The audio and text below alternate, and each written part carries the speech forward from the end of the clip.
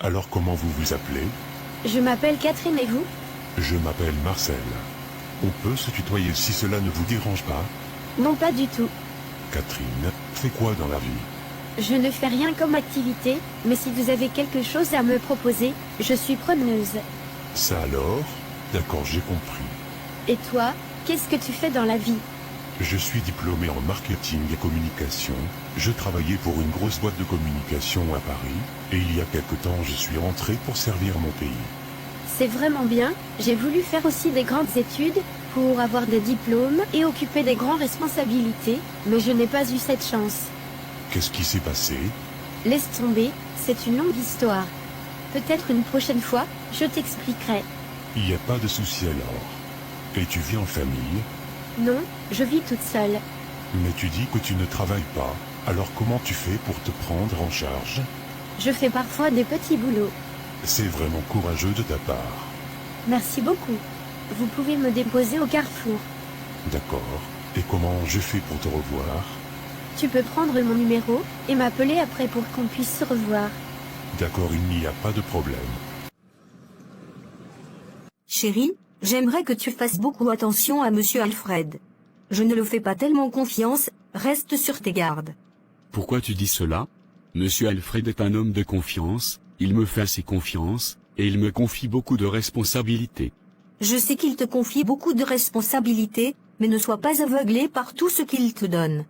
Tu avais une belle famille, aujourd'hui à cause de lui, tu as tout perdu. Tu ne sais même pas où ta fille vit, dans quelles conditions elle se trouve, tu t'en fous de tout ce qu'elle traverse. Ce n'est pas digne d'un père, il faut prendre tes responsabilités, et reviens à la raison. Tu n'as rien à m'enseigner, elle a décidé de faire sa vie comme bon lui semble, ce n'est pas mon problème. Effectivement, je n'ai rien à t'apprendre. Mais je te dis la vérité, il faut que tu le comprennes.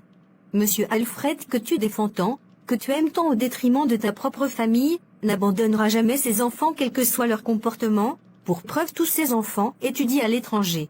S'il était sincère avec toi, il t'aurait dit la vérité, mais il ne l'a pas fait. Pendant qu'il se bat pour sa famille et pour ses enfants, toi tu te bats pour lui, et tu oublies ton unique fille, tu es vraiment sans cœur. Rentre chez toi, tu commences à m'énerver. D'accord, je vais rentrer, mais sache que je te dis la vérité comme ça. Comme je t'ai dit, aujourd'hui j'ai un rendez-vous avec un gars, je sens qu'il a de l'argent. Donc c'est pourquoi tu as porté ta nouvelle perruque. Apparemment c'est un gros caviar. Où vous vous êtes rencontrés? J'étais allée à la pharmacie, où on a l'habitude d'aller. Toi-même tu connais le gérant de là-bas, il a commencé à me menacer à cause de son argent. C'est ainsi comme un gentleman, il est venu me sauver des mains de ce malade. Il a décidé de payer, et il m'a déposé. C'est très mignon vraiment. Et tu lui as dit ce que tu faisais dans la vie? Non, je ne lui ai pas dit. Si je lui disais, il n'allait pas me prendre au sérieux, et il allait me fuir. Mais tu ne penses pas s'il le découvre plus tard, il risque de te quitter. En attendant qu'il le découvre, ça trouvera que j'ai assez bouffé son argent. Ça c'est ma copine très très forte. J'ai confiance en toi, tu peux bien gérer ça. Mais s'il décide de t'épouser, qu'est-ce que tu vas lui dire? S'il sait ce que je fais, il n'acceptera pas de m'épouser, donc je préfère bouffer juste son argent avant qu'il ne se rende compte. Tu as effectivement raison. En tout cas, ne m'oublie pas, s'il a un ami ou un frère là-bas, tu me branches aussi. Ne t'en fais pas ma copine. Je suis sûr qu'il te donnera beaucoup d'argent comme transport retour. Je ne pense pas, il a une voiture donc il va me déposer. Même s'il a une voiture, et il vient te déposer, il doit toujours te donner le transport retour, reste concentrée ma copine. Tu as vraiment raison, je dois commencer à venir aux réunions. Tu as intérêt. Merci d'avoir honoré mon rendez-vous. Tu es très belle dans ta tenue. Merci beaucoup. J'aime bien ton costume, il te va très bien. Merci. C'est un cadeau de ma petite sœur lors de mon anniversaire. C'est très joli. Tu as aussi des frères et sœurs? Non, malheureusement je n'en ai pas, sinon j'avais voulu toujours avoir des frères et sœurs, mais ma mère ne pouvait plus enfanter, car elle souffrait d'une maladie. Je suis désolé pour ta mère, c'est vraiment pas facile. Et comment elle est décédée? La maladie s'est empirée, on l'a amenée à l'hôpital, et par manque d'argent, elle est décédée. C'est vraiment regrettable, les hôpitaux de nos pays sont des vrais abattoirs. Comment peut-on laisser mourir quelqu'un à cause de l'argent? Ça a été une période sombre de ma vie, mais j'ai su me relever. Je suis sincèrement désolé pour toi. Merci beaucoup. Mais quant à ton père, pourquoi vous ne vivez pas ensemble? C'est une très longue histoire, je vais te raconter au moment venu. D'accord, il n'y a pas de souci. Tu m'avais dit, autrefois que ton rêve était de faire de longues études et d'avoir de grands diplômes, mais tu n'as pas eu cette chance.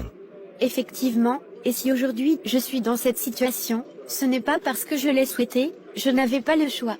Je viens d'une famille pauvre, j'ai été toujours première de ma classe, mais l'intelligence seule ne suffit pas pour atteindre nos objectifs. Dans ce monde d'aujourd'hui sans argent on ne peut rien faire. Et lorsque tu viens d'une famille qui est prête à tout pour te sacrifier pour leur bonheur, ce n'est pas du tout évident de s'en sortir. C'est la loi de la jungle, les plus forts piétinent les plus faibles pour briller encore plus. Et présentement, je me dis qu'il n'y a plus d'issue pour moi, et que je suis condamnée à vivre éternellement comme ça, en attendant le jour de ma mort. Ne dis pas cela, Dieu fait toutes choses en son temps. Il sait pourquoi il t'a fait traverser tout cela. Comme on le dit, ce qui ne te tue pas, te rend plus fort. Alors sois optimiste, et dis-toi qu'il y a une lumière au bout du tunnel. D'accord, je reste toujours optimiste comme tu l'as dit. Tu t'es arrêté en quelle classe? En classe de terminale. Si on te donne l'occasion de continuer tes études, tu le feras? Bien sûr, pourquoi pas? D'accord, c'est compris, nous allons mieux en discuter. Si tu as besoin de quoi que ce soit, n'hésite pas de me le faire savoir. C'est compris, merci beaucoup pour votre générosité. C'est un plaisir.